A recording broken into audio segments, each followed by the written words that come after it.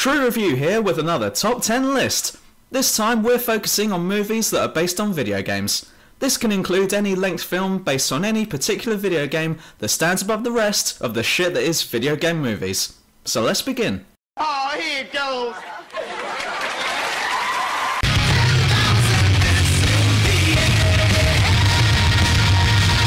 Portal. Yes, believe it or not, but there is actually a Portal film.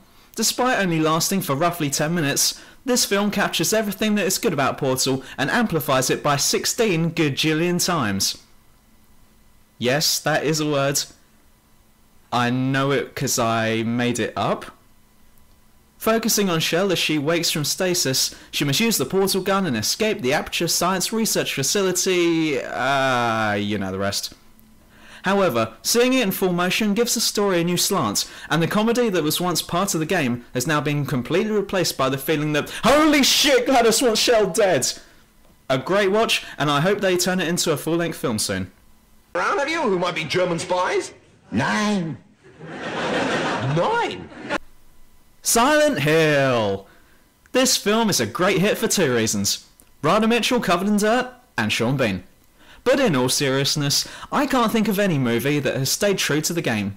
If you're familiar with the games, then you'll notice that the story in this film is brand new, but follows the same style of Silent Hill stories from the games.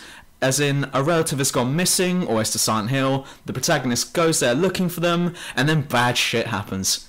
And I mean bad shit, as in walls melting kind of bad shit. All of this was excellently done in this film, and in fact I think I was more scared watching the film than I was playing the game. Which doesn't make sense really, but I suppose that's just another piece of evidence to prove that this is a great film adaptation.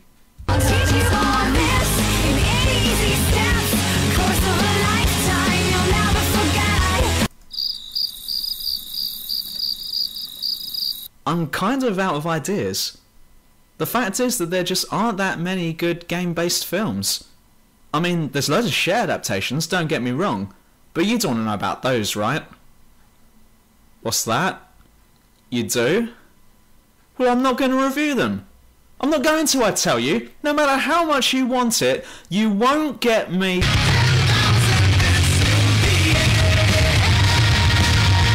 Fuck! Fine, you want it, you got it. I just hope you know what you're letting yourself in for. We're about to look at some of the worst films ever made. Prepare for an unholy shitstorm.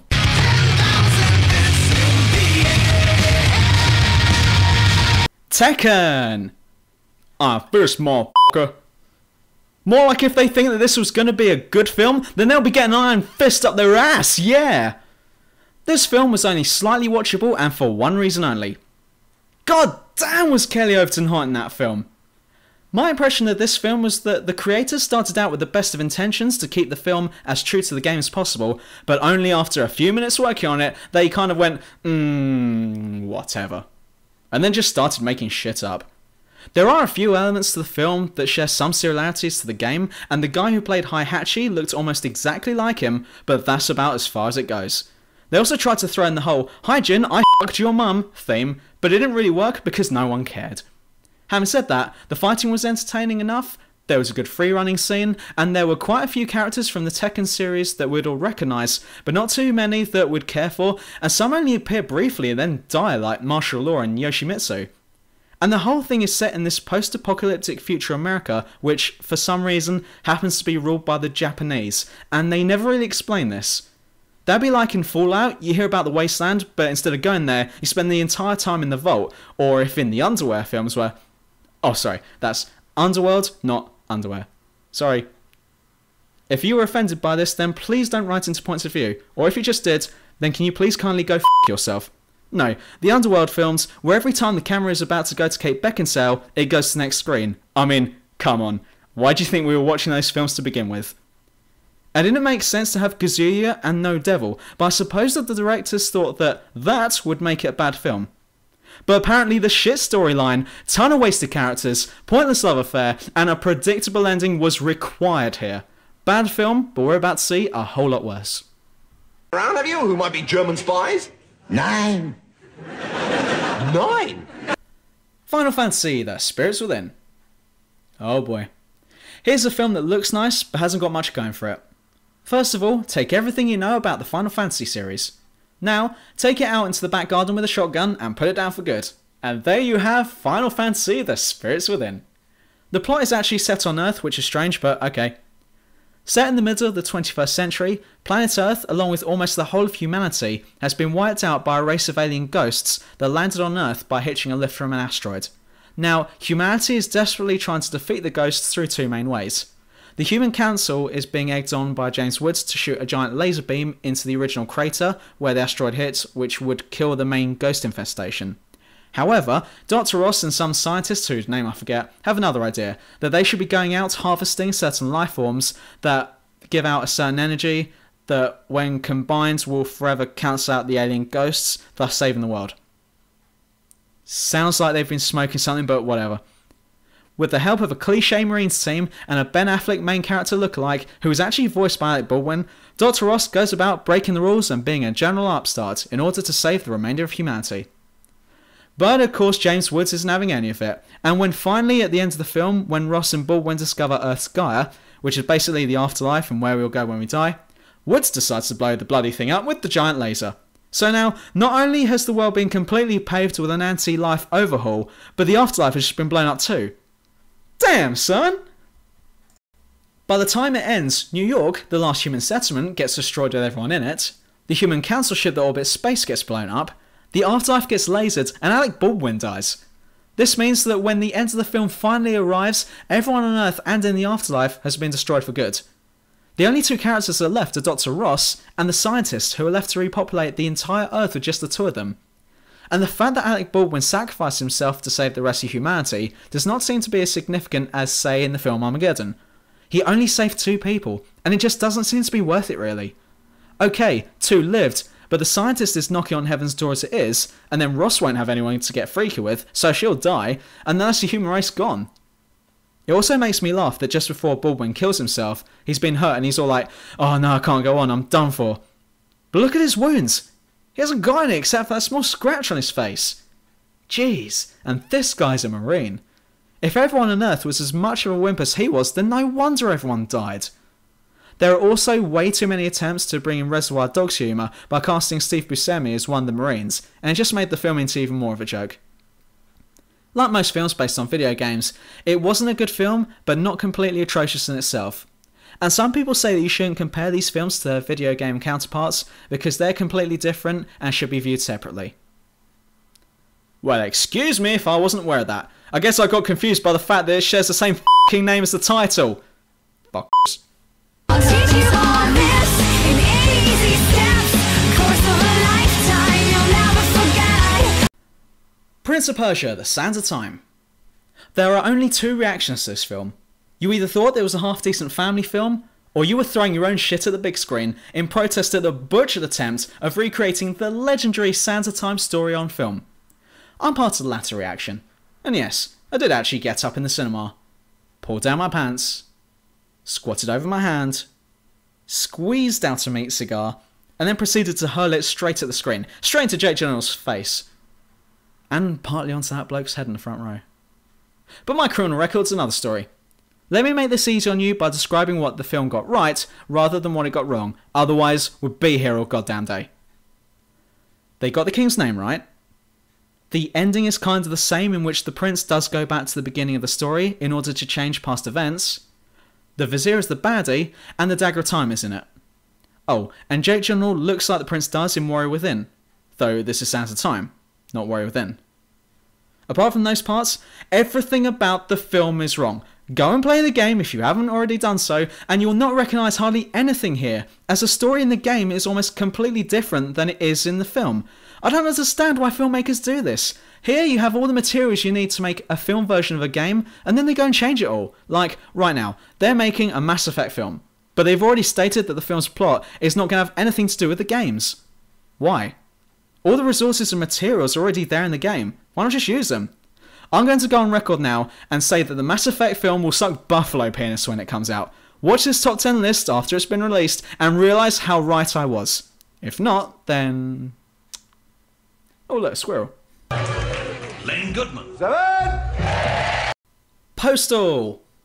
And so finally, we have a film created by director Uwe Boll. This one sucked harder than a Dyson vacuum on speed. Postal is in at number 7 for one main reason. While it does suck throughout most of the film, there were a few parts that made me chortle. The postal dude's wife was hilarious because that's exactly how I pictured her in the game. The part where he goes to get his benefits money actually resembled a likely situation to arise in the game. And the first part, with the two terrorists haggling with Bin Laden over how many virgins they'll get once they died, had me laughing. And then you realise that the first scene was making fun of 9/11, which suddenly killed the mood completely. But there's so much in this film which doesn't make sense or needed to be there. Why does Uncle Dave's wingman go all biblical apocalypse on everyone? Why does a midget get raped by monkeys? Why does the coffee shop girl have such a big part at the end? And why the hell did George Bush and Bin Laden skip hand in hand through a field of daisies during the nuclear fallout? Last I checked, Bin Laden was dead, so that makes it even more bizarre. One thing I did like though was that the cat suppressor made an appearance, though it didn't seem to work that well in the film, but was fucking hilarious in the game. Still don't think this was a bad film? Well, check this out. Uwe Boll always tries to make an appearance in all of his movies, and this one's no exception. But at one point, you even have Vince, the man who effectively made the Postal games, get into a fight with Boll due to the fact that he hated what he'd done to the movie. Now, I know that part was a part of the script, but I bet that deep down in his heart, every scripted punch that Vince made on Boll was meant for real. Number 6! Resident Evil Afterlife. As the fourth film in the holy shit how do we manage to make so many movies of this series, we see Mila going back into the fight. Now commanding a whole army of herself, she begins to take the fight directly to Umbrella. This time, Umbrella, Ella, are waiting for her under the command of Albert Wesker, and quickly dispatch all of her other hers, if that makes any sense. Wow, she sucks in command. I'd hate to have her as my commanding officer in a time of war. If you weren't already tired of the let's go here because zombies are after us, oh, now let's go here because zombies are after us theme that is present in all other zombie films, then prepare yourself for yet another huge dose of let's go here because zombies are after us. I think that this franchise, along with all other zombie horror films, have made their point. In a real zombie invasion, you need to keep moving. We get it. But Mila and her multipass aren't going to stop there. Now she's going for Arcadia, which is some safe haven which is being advertised on the radio for any and all survivors. Thing is, when she gets there, take her away, Akbar. It's a trap! Because Umbrella was luring people there so they could do more tests on them. You know, because they haven't messed up the planet enough yet. So after sorting all of that out and liberating the ship, Mila starts using the ship's radio to continue broadcasting assistance to the other survivors and telling them that it's still a safe haven. Then the film ends when Mila realises she's also been broadcasting this to Umbrella, who are now on their way. What a dumb bitch. The film should have just ended with her going, oops, my bad. And my wife is dead. I'm sorry to hear that. High five! Mortal Kombat Annihilation. The first was okay, I suppose. It wasn't great, though at the same time, it wasn't bad. Had some great lines like from Kano. Hello, baby. Did you miss me? Oh, give me a break. Okay. And you have some of the classic versions of our favourite characters, such as Scorpion and Sub-Zero, and the theme music is proper bow. It met with mediocre success, but I liked it for what it was. Except the fact that Johnny Cage was in it. But then came a sequel entitled Annihilation, and we were all like, wow, this has to be better. Wrong. Nope, this one had to suck. What they seemed to do this time was focus more on the characters and less on the story, which is the worst move you can make in a film.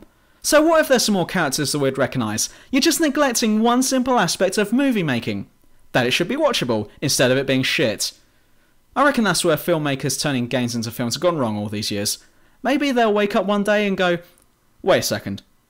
How about we make a film based on a game that's not shit? And the writing staff would all be like, no, that sounds like a stupid plan. And then they carry on making shit film versions of games and I die a little inside. I can't even remember what this film is about. I think it's taken from Mortal Kombat 3, as most of the new characters that appear in this film first appear in that game. At least Johnny Cage dies straight away. That's one thing they got right. But they got the ending completely wrong. The final fight is between Shao Kahn and Liu Kang, in which they both transform into Godzilla and have it out in one of the worst CGI moments I've ever witnessed in a film. And then that's it. They might as well have just started the film with Johnny Cage dying, then just showed you a roster of all the new characters that were in the film, had the shit ending, and that's it. All I can say is don't watch it. There are 4 lights. Doom! All you need to know for this is look back at the Prince of Persia Sands of Time entry that I just did and apply it to this one, except this time replace the Prince of Persia title with Doom. They once again decided to change the story. This film has a close resemblance to Doom 3 in that the setting is in the right place and you'll recognise some of the enemies, but again, that's it really. After losing contact with one of the colonies on Mars, The Rock is sent in along with a Special Forces crew to search for survivors. In the process, they come across demons who are actually genetically mutated humans due to a virus that is aimed at making you superhuman. Stop there a second and tell me where you've heard something like this before. Is this Doom or is this Resident Evil? There was no genetic shit in Doom. All the demons were actual demons from actual hell, and each game required you to travel through a claustrophobic area, either on Mars or on Earth, fighting the Hordes of the Damned, and eventually entering hell itself to put the demons down for good. The fact that they're from hell makes the story far more scary, as these demons can do anything at any time. Why not just use that in the film? The worst part of all is this bit here, where The Rock comes across the BFG, which in the film up until that point has been called the Bioforce Gun, but then The Rock turns around and says this. Big gun. As if he'd just come up with it right there and then. Well, that is what the BFG actually stands for in the game, so no Dwayne, don't claim credit for that. Then he goes all mental and shit, and then you get the final part where you go into a first person perspective to try to resemble the game itself. Look, if I wanted to get the feeling that I was playing the game whilst watching this film, then I'd just go and play the game and not waste my time here. It came as a mild amusement for viewers to see this, but they later realised that it was a poor idea to include this, and it just made the film into even more of a laughing stock than it already was. Bad film, next. 1, 2, 3, follow me, 1, me, got 180 degrees. Super Mario Brothers! Bob Hoskins. Why? Oh my god, they got this one so wrong, it's not even funny.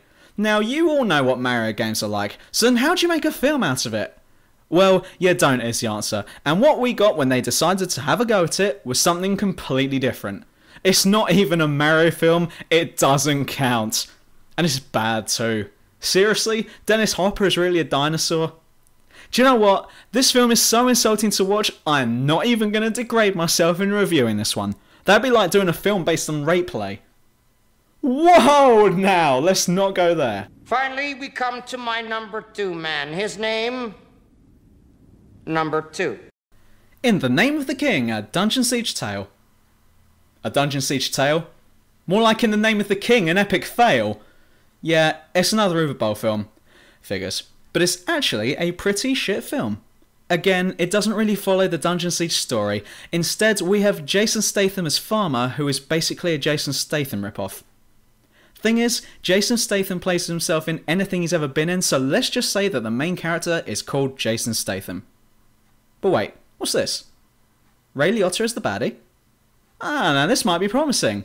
A good actor who's great at bad guy roles being cast as a bad guy? Let's look. Well, while I can't complain at Ray's acting because you know you're safe with him, the fact of the matter remains that he shouldn't have been in this film in the first place. He's supposed to be the mastermind in the film whilst having the "I'll be right back" guy from the movie Scream as his number 2, but every line of his sounds forced and you're not really convinced about him wanting to take over the kingdom. But the main problem with the film itself is that it's a shit film with some mild hints at Dungeon Siege references. Now, I've already mentioned Farmer, but there's hardly any magic parts, and while some characters do have magical abilities, they're often completely ridiculous abilities, like being able to have a sword fight by using telekinesis. What happened to the elementals attacks and that? And the story has had a massive makeover. Instead of the land of Ebb being invaded by the Krug, and then having Farmer take on the sect, this time, the Krug are a big part at the beginning of the film, but then later forgotten by the fact that Ray is trying to take over the kingdom. Oh, and Jason Statham is next in line for the throne. Did I mention that? Yeah, because that's kind of important. I thought I'd just drop that in there for your minds to deal with, because that's exactly how the film makes it out to be. Here you have Jason Statham, who's never really been in a fight, who happens to kick ass with a sword and is also heir to the throne? Bollocks! Just one more Aliens vs Predator Requiem. What went wrong here? I'm still trying to figure out what went wrong when they made these films. And the one before it sucked as well. Not as much as this one, and there were a few moments in the previous film that I enjoyed watching, but the whole thing was a complete letdown because it only had 3 predators and a few aliens in it. But at one stage we're shown a scene of a massive load of them fighting on top of a pyramid. Why tease us with that and then give us nothing? I went nuts when I first heard about this film coming out, because at last I was going to see on the big screen which of the 2 species would win in a fight, but to my disappointment, that question was never answered, and the fights that were in the film were never justified. Then came the sequel to the film, and yet another chance for the filmmakers to show which species were the strongest. But instead of an awesome Aliens vs Predator film, we get The OC, with a little bit of Alien and Predator references. There's a huge chunk of this film that focuses on a bunch of college kids doing shit that I don't really care about. The first time I watched this film, I had to stop it, go back to the beginning so that I could see the title of the film again, just to make sure that I was actually watching an Aliens vs Predator film. Then there's the inconsistencies in the film. Now, so far to date, I have not been aware of any alien reproductive system belonging to the Pred-Alien, but in this one you get a Pred-Alien sticking its tongue down someone's mouth, and then 9 months later, more like 8 seconds later, a whole bunch of aliens pop out. But not even Pred-Aliens, which is what you'd expect. No, just some normal drones. The final fight between the Pred-Alien and the Predator is so confusing, it's hard to know what's going on. Most of the fighting takes place in the dark, and it's hard to see who's winning. This is terrible. For most of the film, the story does little to drag you in, but even when something exciting finally happens, you can't see what's going on, and so once again, you don't give a crap about what's going on. This film does little to make you interested in it, and it is notorious in giving the Aliens vs Predator franchise a bad name.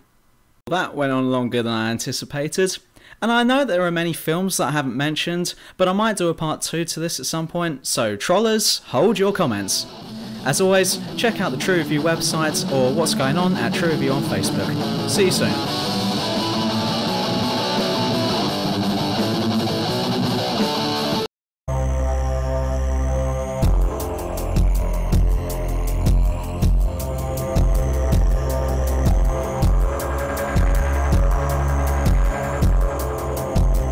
In a world with no rules. In a place where kicking other people's ass is expected of you. Times are getting desperate. And only one man can stop it. Yeah, some bodybuilder freak is trying to kill us. So? It's Jason Statham! Oh shit! This spring, Jason Statham is himself. I